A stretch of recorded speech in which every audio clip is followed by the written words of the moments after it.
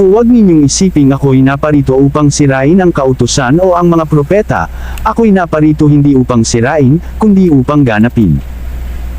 Sapagkat katotohanang sinasabi ko sa inyo, hanggang sa manggawala ang langit at ang lupa, ang isang tuldok o isang kudlit, sa anumang paraan ay hindi mawawala sa kautusan, hanggang sa maganap ang lahat ng mga bagay. Kaya't ang sinumang sumuway sa isa sa kaliit-liitang mga utos na ito, at ituro ang gayon sa mga tao, ay tatawaging kaliit-liitan sa kaharian ng langit, datapwat ang sinumang gumanap at ituro, ito'y tatawaging dakila sa kaharian ng langit. Sapagkat sinasabi ko sa inyo, na kung hindi hihigit ang inyong katwiran sa katwiran ng mga eskriba at mga Fariseo, sa anumang paraan ay hindi kayo magsisipasok sa kaharian ng langit. Please follow and share. Thank you.